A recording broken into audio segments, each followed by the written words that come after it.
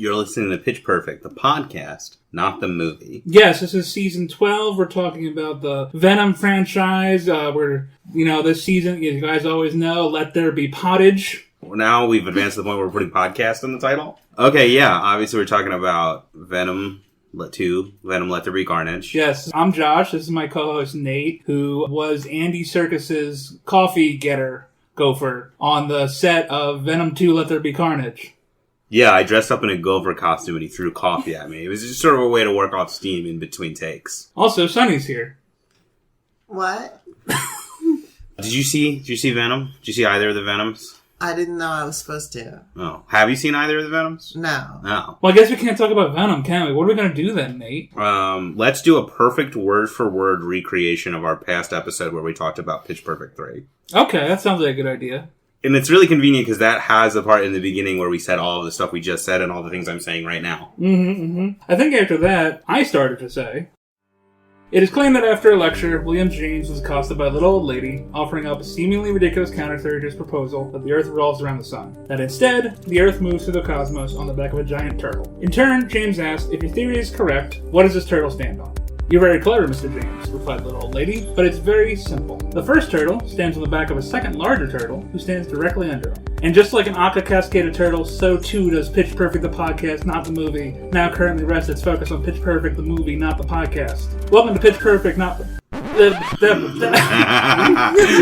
It's impossible. Welcome to Pitch Perfect, the podcast, not the movie. Does Pitch Perfect, the movie, not the podcast. Where my co-host and I and our wonderful guest talk about the films contained within our namesake movie franchise, Pitch Perfect, and how things may continue down a better road in the future, maybe, perhaps. Yeah, I mean, this movie really does not want to continue down the road. Yeah, that was kind of the end of it, right? Yeah. I mean, it felt like the Pitch end. Perfect 3, the end. It felt like the end of it at the end of the first movie. And also the end of the second movie. The second movie was really tried to be like, this is definitively the end. And this one is like, the movie starts, and immediately it's like, can you believe we're doing another Pitch Perfect?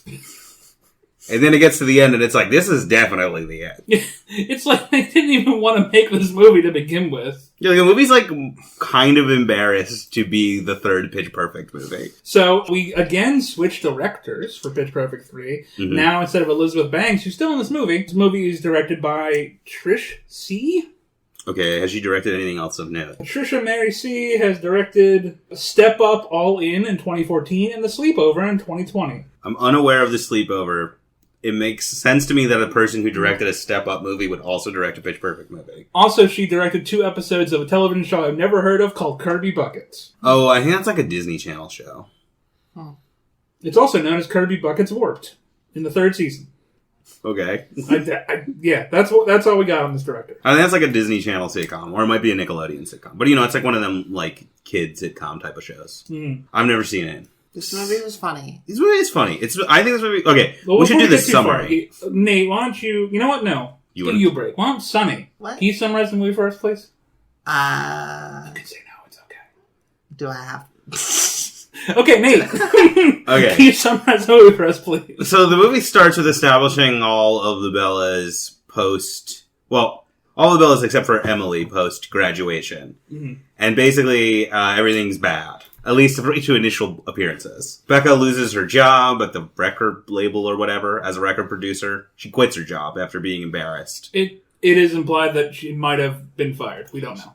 I think it's supposed to be that she quit, but everyone thinks she was fired. Maybe. And that's embarrassing for her. Everyone thinks she was fired because Fat Amy just kept saying, you got fired. Yeah. So, they're all at a low point. More like Mean Amy. All of the graduated Bellas are invited by Emily to watch the current crop of Bellas perform, but they misunderstand and think they're being invited to perform at a Bella's reunion, and then they are further embarrassed by that not happening. And then to lift their spirits, Aubrey comes up with an idea to take up an offer that her dad had given her to join a USO tour and perform for the troops.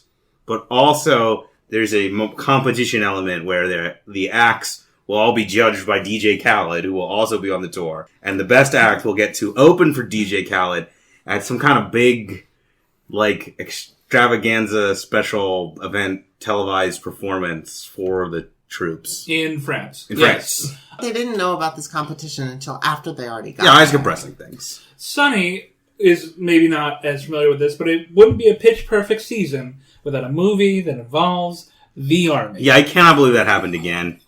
I really,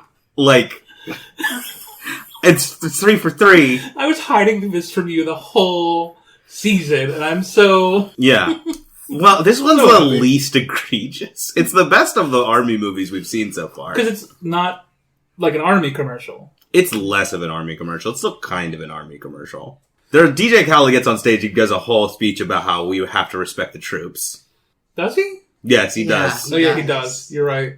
So they're Yeah. on the tour, they're being overshadowed by the other groups, but they're, still performing and they're getting the soldiers on their side. Well, the other groups, hold on. The other groups aren't a cappella groups. No. They're bands. Well, it's a country band, a band called Ever Moist that is led by Ruby Rose.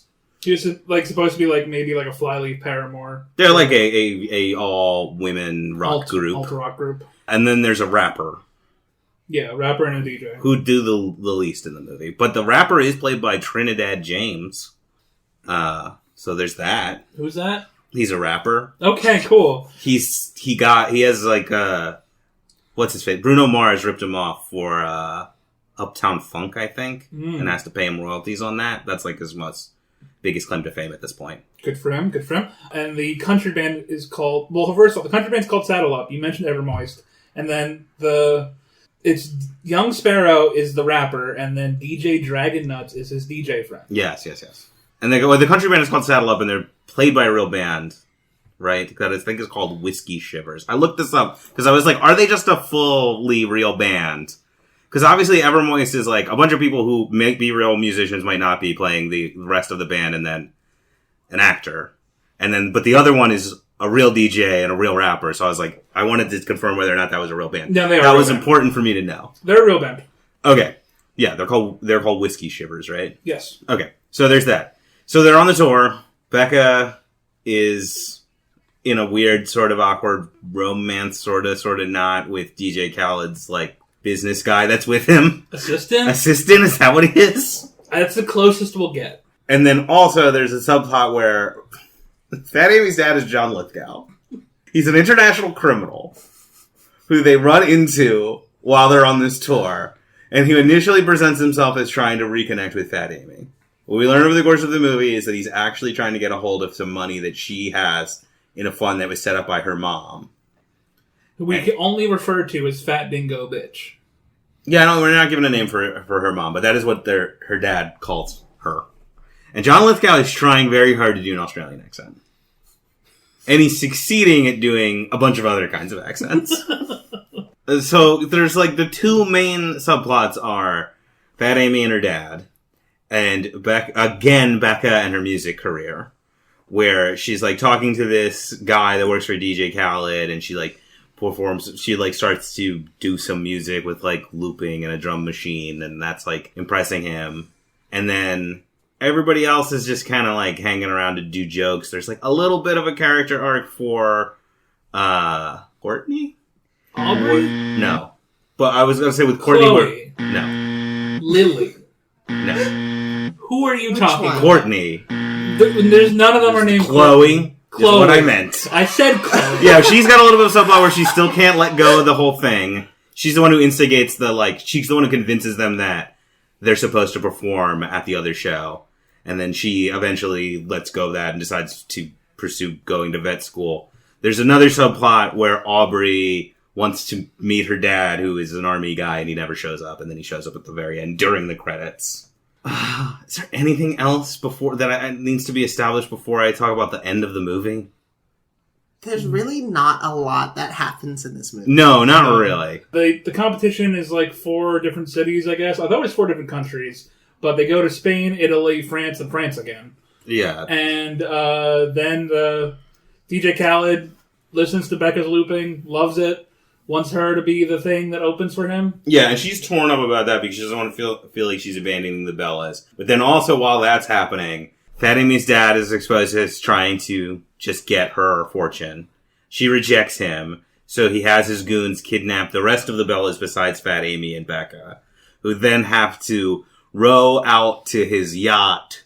Also called Fat Dingo Bitch. Call Fat Dingo Bitch to rescue them.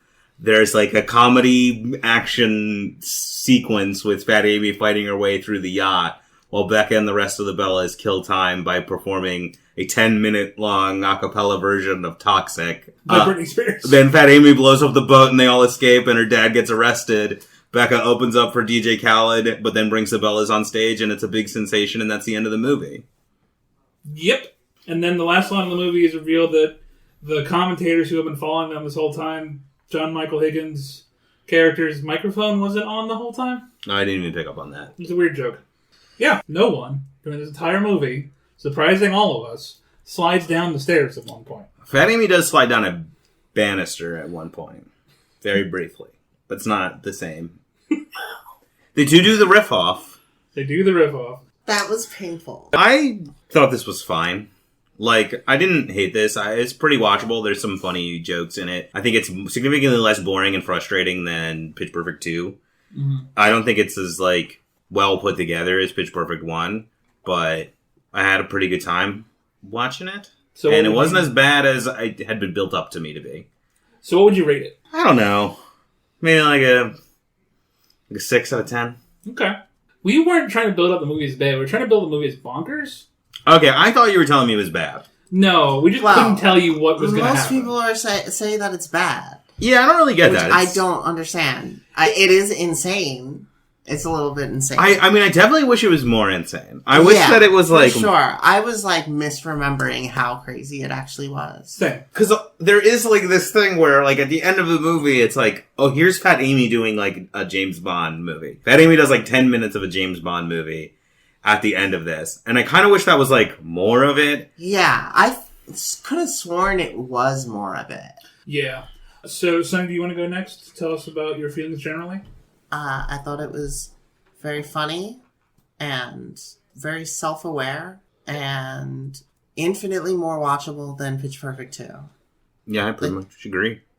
That movie is unwatchable. I don't know if I'd say that, but I definitely agree with your sentiment. This movie benefits a lot from being half an hour shorter than the other ones. Yeah. And specifically benefits a lot from being half an hour shorter than Pitch Perfect 2. Yes. I think they learned their lesson with that one. So, would you typically have it on a number scale before you don't do one now, but if you were to rate it in some sort of way, how would you rate this movie? I don't know. I liked it. I think a better question is, what is your ranking? Yeah. Out of Kendrick, how much Anna is it? No, that's not what he meant. That's not what I meant.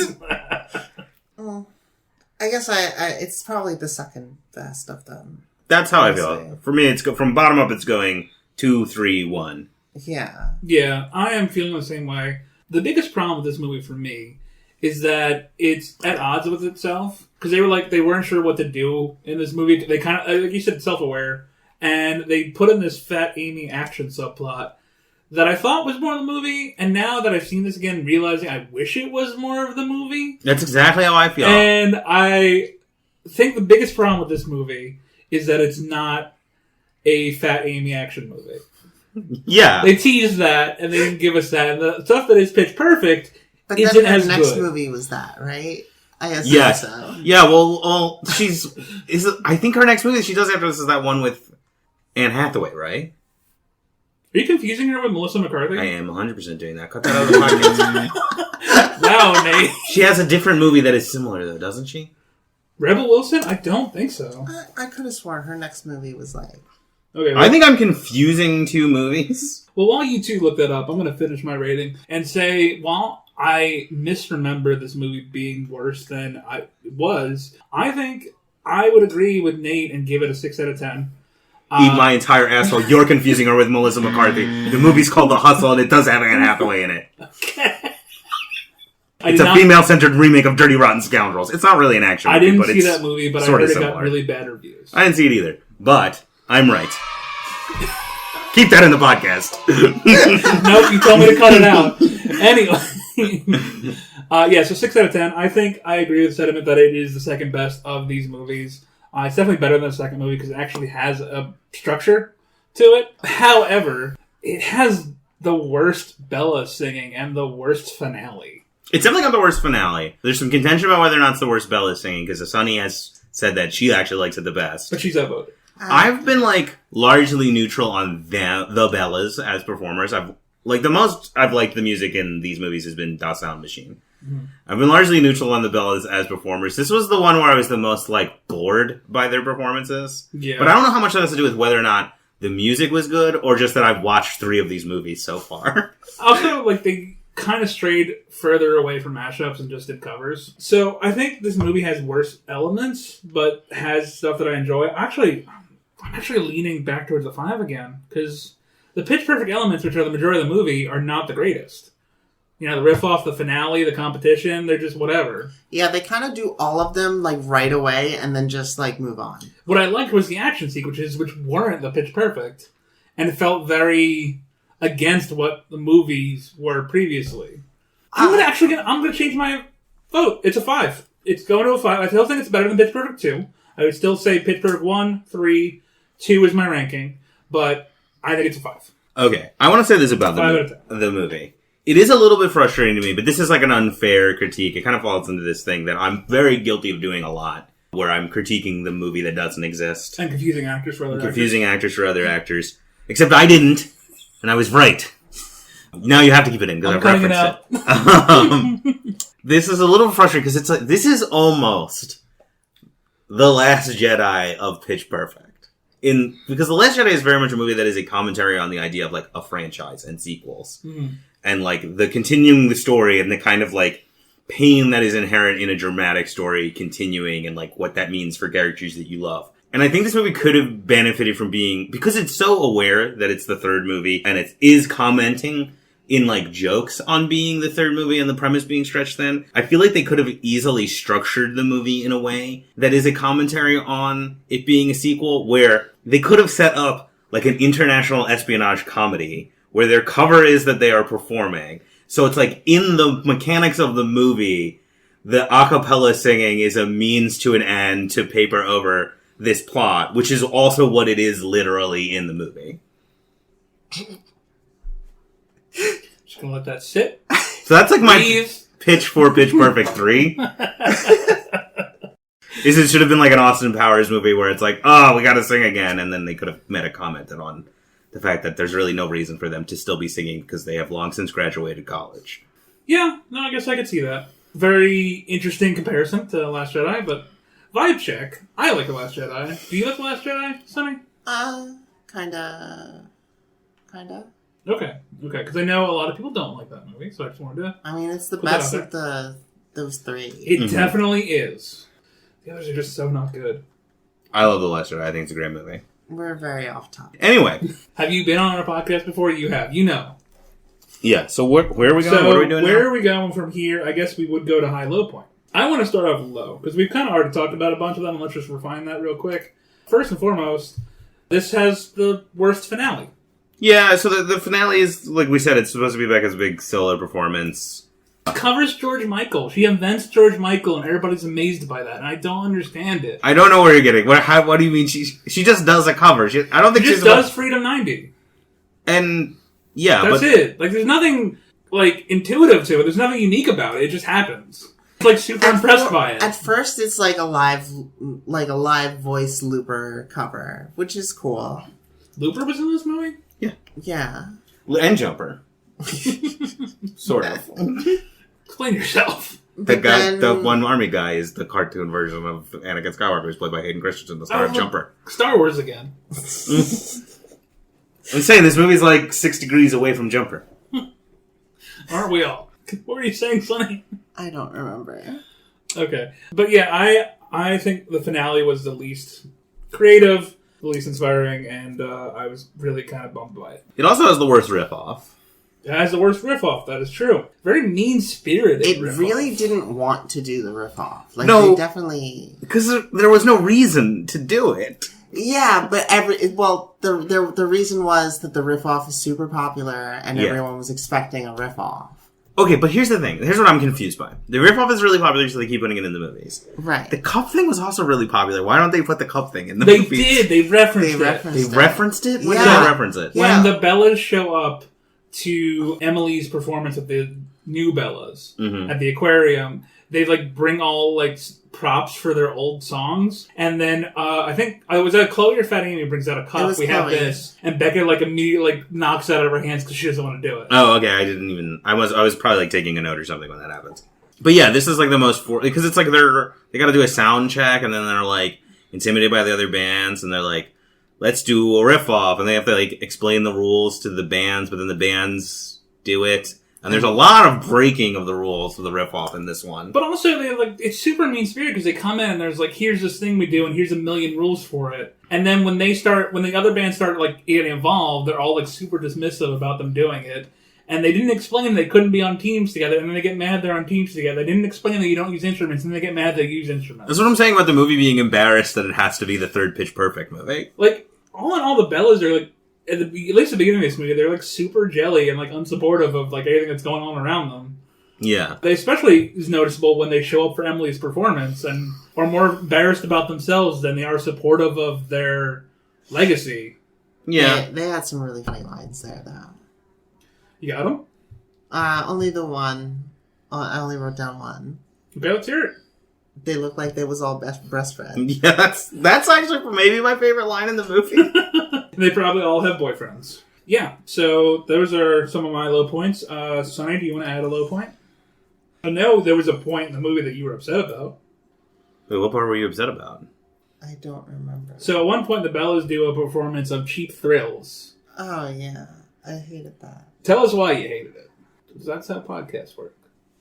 But you couldn't hear the fucking drums at all. It was insane to me how they could do that entire performance with just, I don't even know what she was doing. There was like no beatboxing, no like evidence of anyone trying to do some sort of percussion noises. It made the entire performance super weak, and I don't understand why they put that in the movie. Yeah, they really let see it down. I'm completely unaware of the song. I'm an old person. I don't know music. I don't know. It might be Jessie J. It might be Jesse Jackson. No, it's Sia. I'm good. It's Sia. I don't forget the sound. Are you sure it's not Melissa McCarthy? Also, I don't know if Jessie J is a real artist. I believe Jessie J is a real artist. Okay. They actually did a song of hers in the first Pitch Perfect. Okay. Yes. The only one I know. Okay. Nate? Okay, so my low point is that they did the bad romance subplot from the previous movie again. They just did it again. They just had a character whose deal is that every time they talk to someone, they go, I can't talk, I'm so hot. But they did it with Chloe this time, and Army Guy, and not with Magic Boy and Emily. But it's the same bad, like, oh, and you see someone hot, you turn into the Tasmanian Devil thing. Yeah, the thing that you love from The Amazing Spider-Man 2 and all the other movies that do it.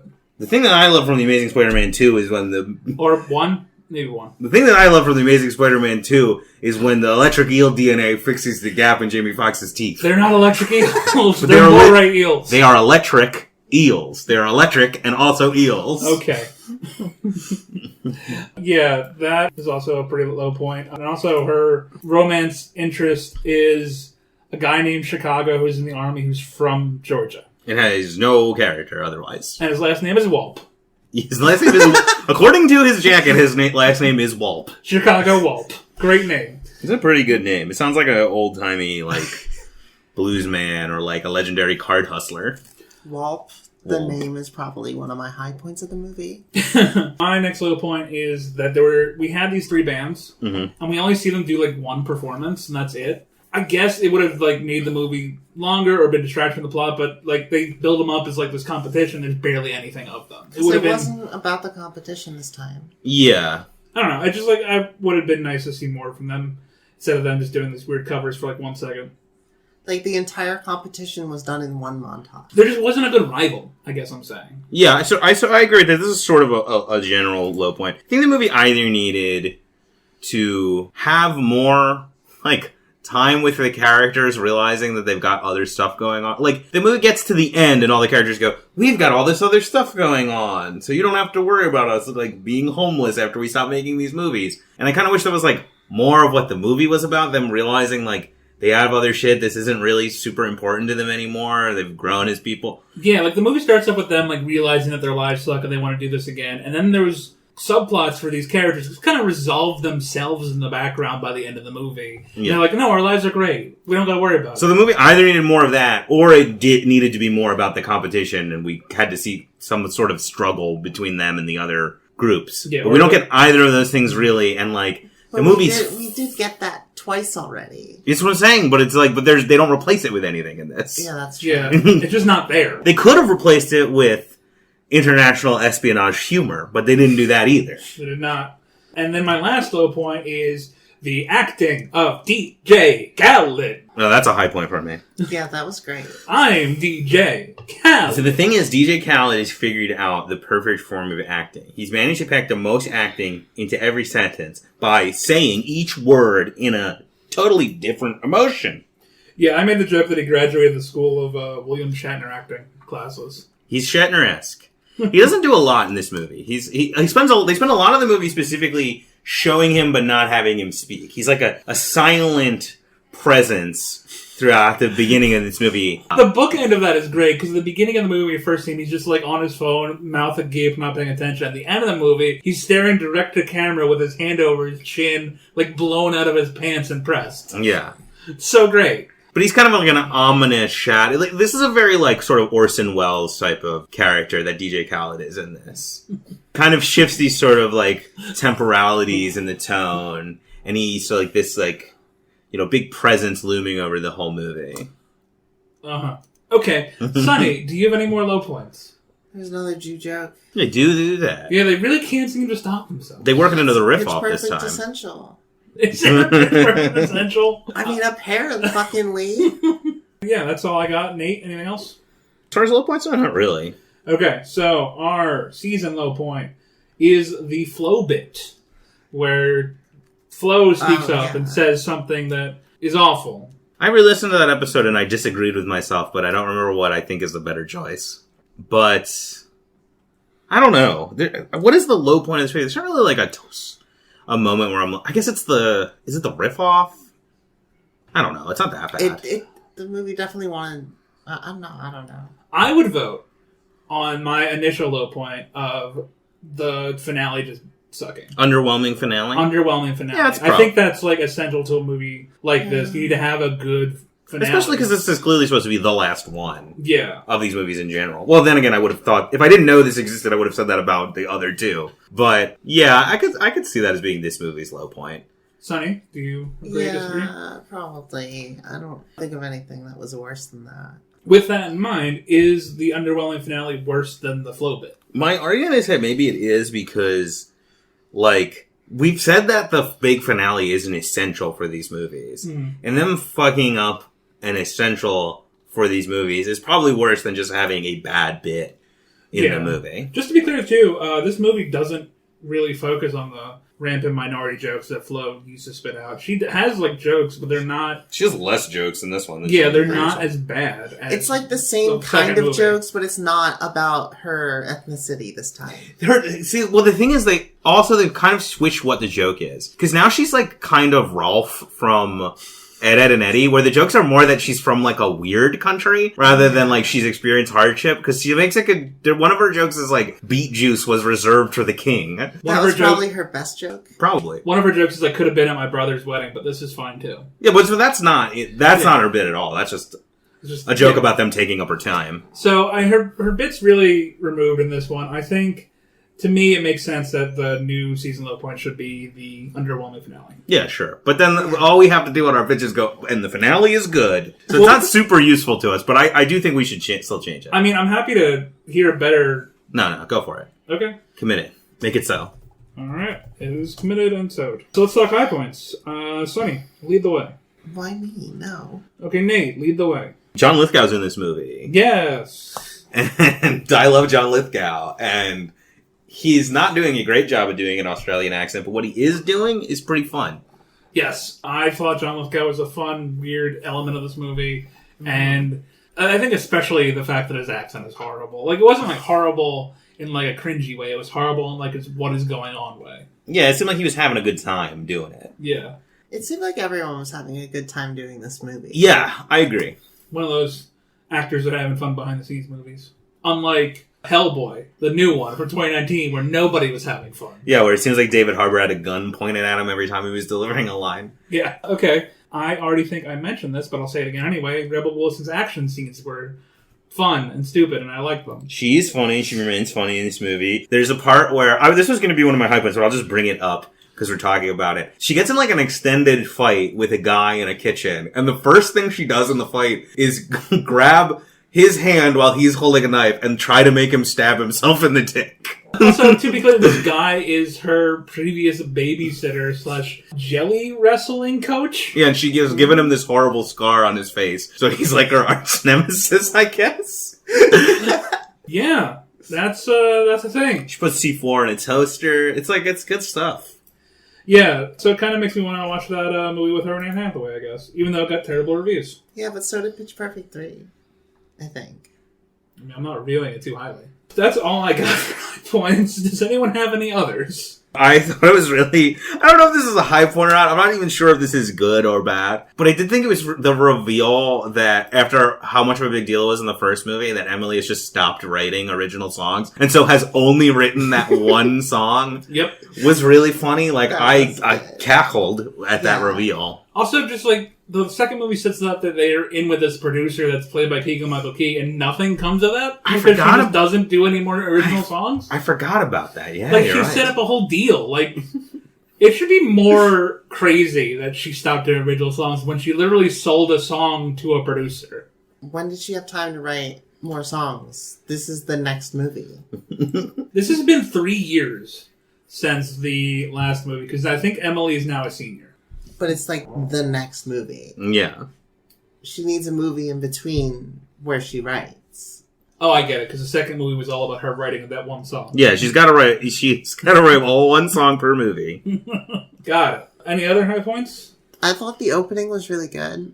It was definitely super funny watching Nate's reaction after having watched the first 2 movies, and then it's just like they're singing on a boat and there's an explosion or whatever. They're singing on a boat, Fatty Man crashes through the ceiling, sprays a fire extinguisher at people, and then they jump off the boat while it explodes, and then goes 3 weeks earlier. Yeah. So that's the main reason that Sunny and I were so hush-hush about what this movie is, because we really just want to see a reaction to that. I was taken aback.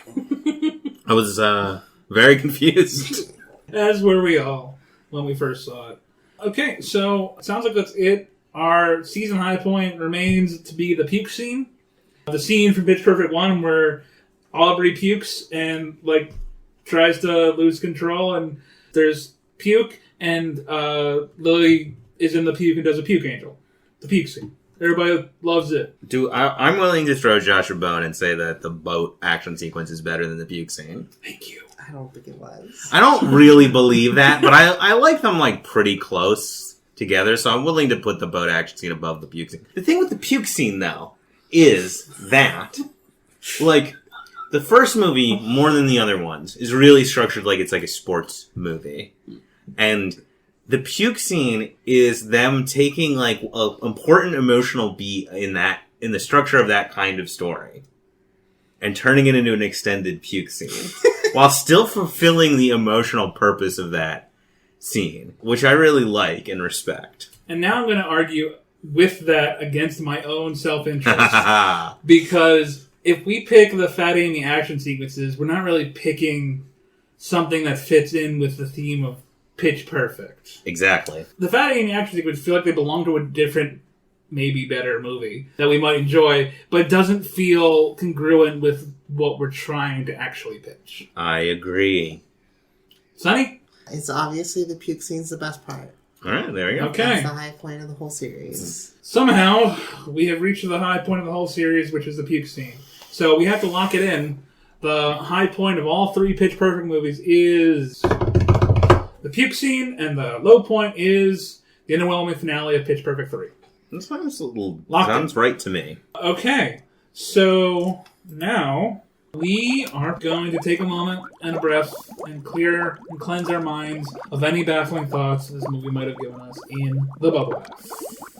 Who wants to start? The movie. The movie? How they did the movie? You mean the whole movie? Kind of the fact that the movie exists, I guess, is kind of what I'm getting at. Yeah, let's be clear right now. If we didn't name our podcast Pitch Perfect, we probably wouldn't have set our sights on this franchise, because what the fuck are we gonna do? Yeah. Yeah. I'm glad we did it. It's a challenge. But yeah, this would not have been a thing we would have arrived at naturally.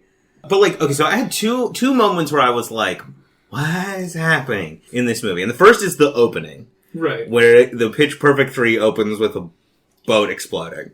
And then the second was like, they're doing stuff on the tour. Fat Amy goes alone back to her hotel room and sees a stuffed rabbit on the bed. And picks it up and has a sepia-toned flashback of herself as a child being sung a song by John Lithgow, who is singing in a British accent, but is supposed to be doing an Australian accent. And I felt... It's like an angry British accent.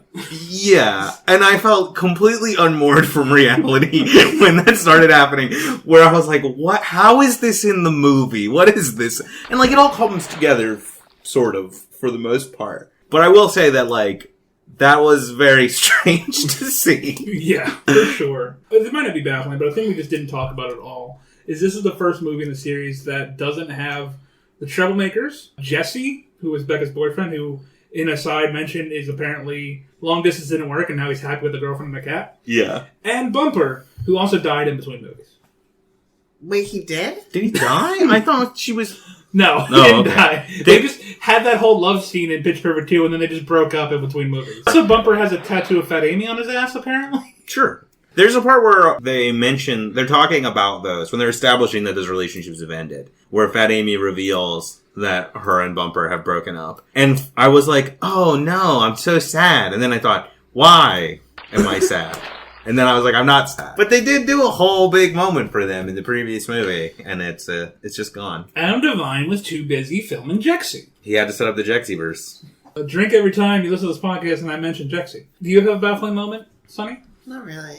Okay. I want to talk about the thing that's bothered me forever about this movie ever since I first saw it, is to distract Fat Amy's dad and her goons as Fat Amy does all the action stuff. The Bellas sing a 10-minute rendition of a 2-minute song. Yes. Well, And it's like, wouldn't you put 2 and 2 together at a certain point of like, hey, we should probably not be watching this. They're doing something else. He's just enchanted by the performance. They are hot. The thing is... I mean, she did say, let's sing one more song. We have 10 minutes. But then why choose a song that's short? I don't You know? What do you want him to sing like a Pink Floyd song? Sing a Dream Theater song. What song are they going to sing that's 10 minutes? Do a Grateful Dead performance. I don't know. There's other options besides Toxic. A very short song. But it's a good-ass song. It is a good song, and that's probably the best Bella's performance in the movie. Though I do wish they had sung a full-length a cappella version of 2112. See, now you're on board. The commentators are now stalkers of the Bellas, and they're doing a documentary that we never see. It's weird. This part does not work, because the movie is trying really hard in the beginning to set up that they are washed up and past their prime and not a big deal anymore. But then also these people are following them around and trying to make a documentary about them. Very weird. They are weirdos. This is true. They are, but aren't they like presidents of the A Cappella Association or whatever? We also find out the name of their podcast. What's the name of their podcast? I didn't. Let's Talk Capella.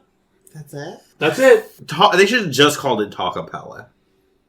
Talk Capella, The Walking Dead. Sure, yeah, for sure. The Talking Dead, is that what it is? That's the The Talking Dead is the post show of The Walking Yeah. Dead. Is there a Fear of the Talking Dead? Yes.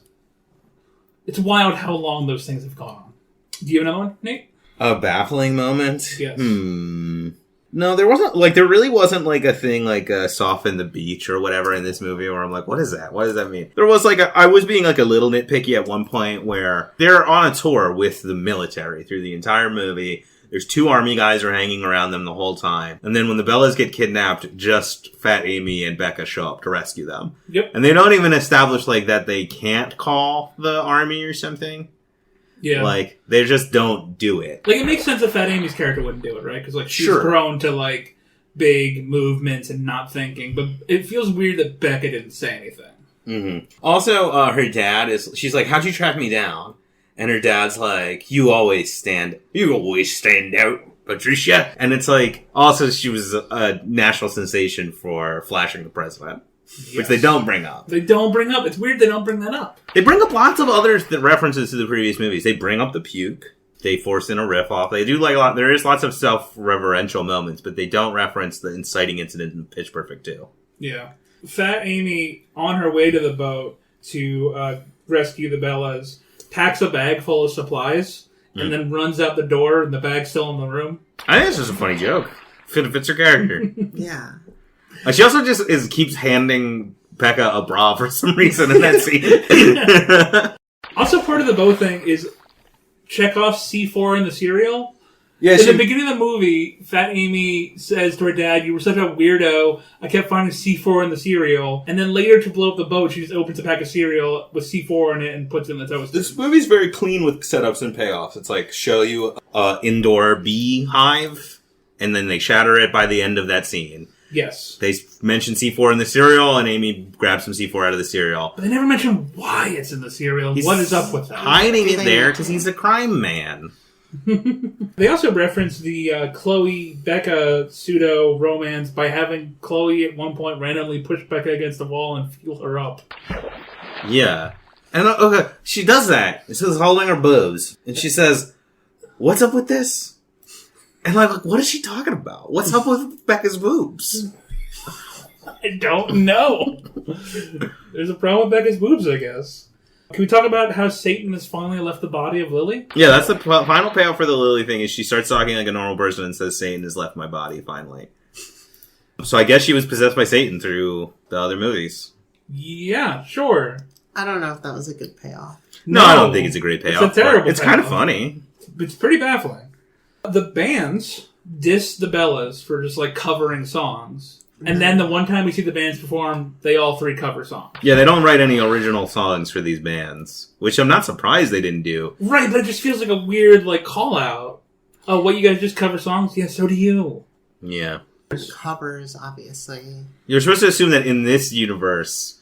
They wrote it. Yeah, those songs don't exist beforehand. In this universe, Becca wrote Freedom 90.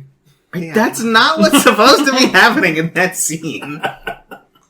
Becca thinks her pseudo-love interest Theo looks like a turtle. He kind of does look like a turtle. That's a thing.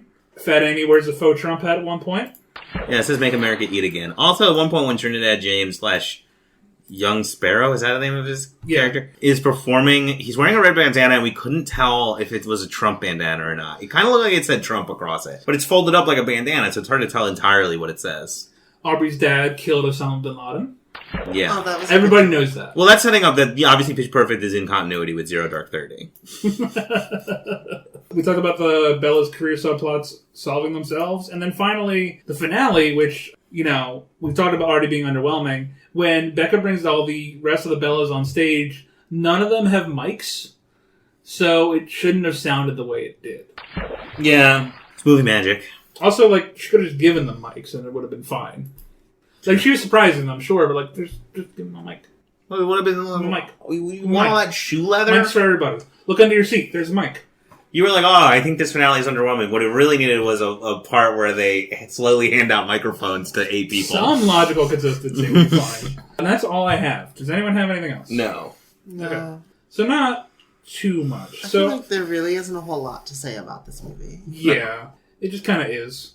So we'll dry off from that bubble bath and get out of there. And I guess this brings us to essentials, right? We talked about in our Pauly Shore season how like our essentials list was so shitty and short compared to our Ernest essentials. Our essentials list this season is also shitty and short. The thing is, our Pauly Shore essentials list we split it into 2 at one point. Yeah. And one half got much longer than the other half. That's true. This is just pretty short. I mean, there's only 3 movies here. That's part of it. But... yeah, I mean, I feel like these movies struggle with figuring out what the essentials are. That's like the kind of the meta arc of these movies is like, they make the first one and then they're like, oh, what the fuck is a Pitch Perfect movie? Yeah. So, our previous essentials were a cappella singing. Sure, for sure. Yeah, it's there. Rebel Wilson's Fat Amy. She's there. She's back, baby. The riff off, but this time it's bad. Now... starting to think that maybe is an essential, maybe? Is that an essential? Because it's only been good it's been mostly good in one movie. The second movie has its ups and downs. This one is just bad. Even by the it always feels forced. Yeah, I was going to say, even by the second movie, it's forced, because the second movie is literally a character that has not been seen or referenced before shows up and forces them to do it in a moment that is not really directly connected to the rest of the plot at all. Yeah. And then in this one, they just kind of are like, let's do it in a moment where it's not terribly appropriate, and then it is used to embarrass them. Yeah, so do we feel that a riff-off is essential? Well, these movies do. That scene felt like it could have just not existed. Yeah, I guess I guess I'm okay with removing the riff off. I feel like it should be like a thing we consider, but not like a thing that we have in our essentials. If we can figure out a way to actually have an organic riff off, then we'll put it in. But it's clearly not essential because it could have been cut out of both of the preceding movies. Yeah. Commentators. How do we feel about the commentators? They're struggling so hard to put them in this. Keep them in? I don't think... Here's the thing. If they're not doing a competition, then they don't need the commentators. The commentators are not important at all in this one because there isn't really a competition. But when there's a competition going on, the commentators serve the role of, contextualizing things and establishing the stakes and showing us what the reaction to the different moments in the competition are. I think the commentators are important. I just think we need to not have it be Elizabeth Banks and John Michael Higgins. I think they're done. Yeah, those two characters don't necessarily need to come back. But if we do a competition, then it's probably important to have some kind of, if not commentators, at least some sort of side character that can analyze and respond to the events to help contextualize them for the audience. Right. There's a reason why, again, obviously the closest comparison between Pitch Perfect and other media is Dragon Ball Z. And there's a reason that they have Krillin hang around and tell us what's happening in every fight through his reaction. Fulfilling the same sort of role. Right. Speaking of roles, rivals. Yes, absolutely. This movie desperately needed that. Yeah. I don't know if it desperately needed it, but it was a thing that could have potentially improved this movie. For sure. So that stays on the list. Competitions leading to the big finale. I think, again, a movie was missing that. That's the best structure they've landed on yet for hanging one of these movies. Yeah, so we gotta keep that in. Here's a thing that we took off last time that I feel like I should bring up again. Mashups. No, I don't think this mashups movie strayed away from mashups and just did covers for a lot of stuff, and I think it might have been better if it was mashups. The riff-off was mashups. I guess. But the riff-off was bad. I don't know, man. I don't care one way or the other about the mashups. Okay. I feel like the mashups are... Here's the thing. Not essential. I have an old man brain, and I don't keep popular music from the last 15 years in it. So half the time I can't even tell when they're doing a mashup. Okay. So that, and then this movie also, not something included, but this movie thinks it's important that there's a career versus group subplot. Yeah, they bring it back again. This is the third. Well, it's not really. There's a career subplot in the first one. It's not really in conflict with the group so much. That is the case for these two movies. Is that essential? I think it's. The problem with this is my counterpoint is always to get really vague. But I do think it is important for the movie to be engaging, for whoever our central character is, to have some kind of goal that exists outside of just the a cappella group. And having it be the music career is a pretty easy way to do it, and it's what they've landed on doing in these movies so far. But I don't know if that necessarily has to be the case. I think there's potential for it to be pretty interesting if we do abandon these Bellas as our protagonists, to have something like a subplot where a character is torn between their studies and being in the group. Somebody who wants to be a doctor or something, but then possesses this loyalty to the Bellas and has to figure out a way to balance them. That's a potentially interesting story. Okay, so do you think we should keep that as an essential? What is it? What is the wording on it right now? Right now, the wording that I have that I literally just made up is career That's versus... how it works when you write things down. Career versus group subplot. I can change that to do whatever. I think that's good. I think that's fine. I think that's good. Okay, because that's very vague. Yeah. And we can make that whatever. Sure. And then finally, we say that we're thinking about abandoning these Bellas and moving on. These movies especially make us feel like we should.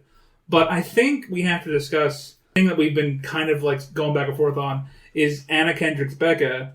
She's kind of the face of these movies, and I feel like it would be very weird if there's a Pitch Perfect 4 now and we didn't at least see her once. But she is really... There needs to be at least a cameo. She's fully ascended out of the a cappella group thing at this point. She's got a major record deal, and she's... But we can maybe use that to our advantage. Appeased DJ Khaled. She could be a weird producer that is in the back. She could be the DJ Khaled shadow, they would reveal at the end of the Pitch Perfect 4 that she shows up and she's gonna bring in our new Bellas to be music something. Here's my argument against why that's not an essential is because what you keep saying is we could, not we need to. Okay.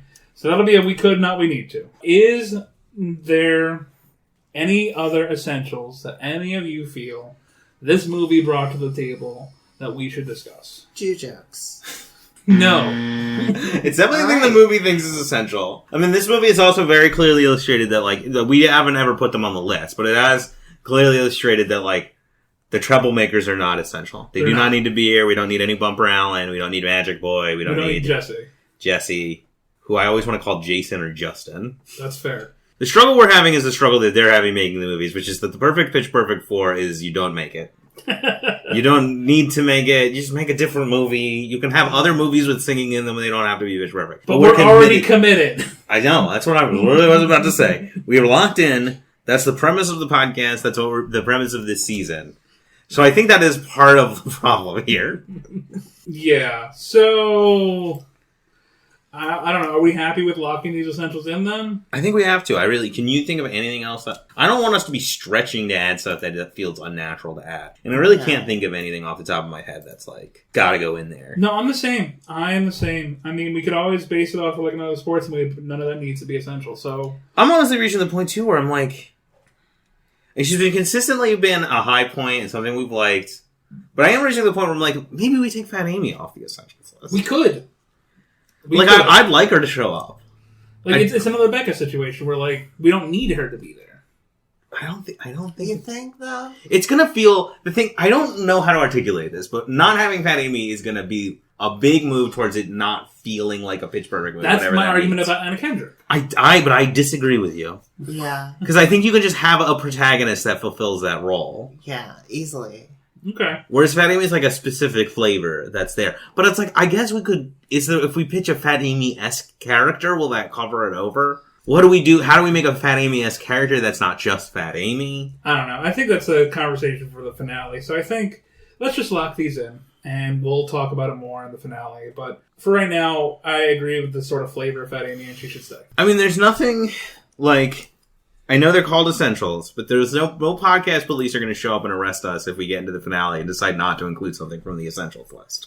Right. The essentials list is a living document, like the Constitution of the United States of America. Right. In fact, it's better than the Constitution of the United States of America.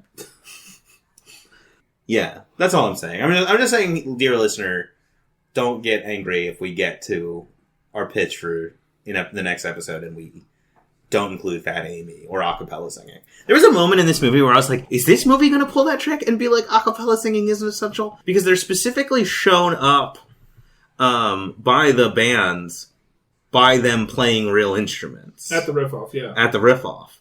And I was is the finale going to be that they play instruments? And is this movie going to postulate that a Pitch Perfect movie does not need acapella singing? But that doesn't happen. It could easily have happened, though, because the second movie is original song becomes the thing they do. Yes. They could easily have just picked up instruments for this. They're just slowly evolving away from being an acapella group, but that's not the case. No. Okay, so we'll lock this in. We got acapella singing, Rebel Wilson's Fat Amy, the Commentators, Rivals, competitions leading up to a big finale, and career versus group subplot.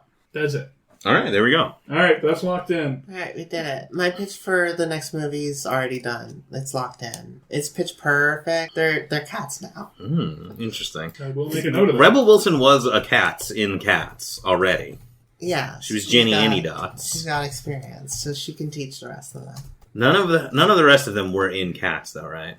No. The thing about Cats is about a singing competition.